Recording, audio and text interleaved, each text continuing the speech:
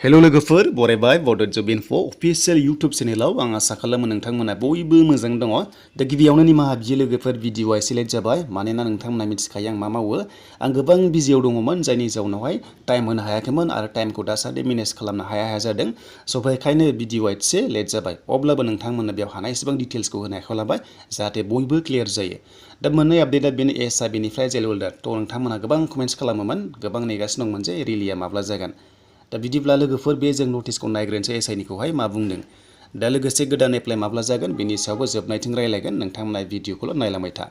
दा बेनो जाबाय लोगोफोर एसआइ एबि लेभेलनि माखासे नटिफिकेसन जायनि थाखाय दैबाना जाबाय थादोंमोन आरो बिनि थाखायनो माखासे सिडिउलखौहाय सोलायबाय थादोंमोन रिलिज डेटखौ सोलायनानै फिन खनसेबाव नोंथांमोना मोनदों बेनो जाबाय स' नोंथांमोननि माखासे डेटआ चेन्ज जाबावबाय स' बे जादों जुलाइनि 4आव जासिगोनलाय स' नोंथांमोना बेवहाय हरलायबाय एन्ड बेनिफ्राय नोंथांमोना मोनसे मोनबावदों बेनो जाबाय नोंथांमोननि 5 जुलाइआव बेयावबो जासिगोनलाय स' नोंथांमोना बेखौहाय नायनानै थांदो जायफ्रानोखि एबिआव नोंथांमोना रानिं खालामनो गोनां दङमोन बेखौ नोंथांमोना मिथिखाबाय जानांगौ बेनिफ्राय बे बाथ्राया जाबाय दैबाना जानायनि थाखाय माखासे फिल्डआ गाज्रि जादोंमोन स' बेखौ आरो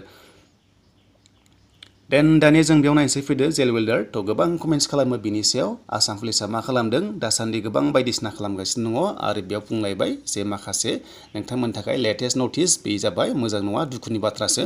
स' बे जाहैबाय लोगोफोर माखासे केन्सेल नटिस फैलायबाय आरो बे पस्टआ केन्सेल जाबाय अके स' नोंथांमोना नेदोंमोनब्ला नेनांला बे पस्टआ जाला बेखौ केन्सेल खालामबाय आरो मानि थाखाय केन्सेल खालामदों बेयाव बुंदों बिथांमोना जे माखासे डिउ टु माने एडमिनिस्ट्रेटिभ रिजन्सनि थाखाय होनना बुंदों आरो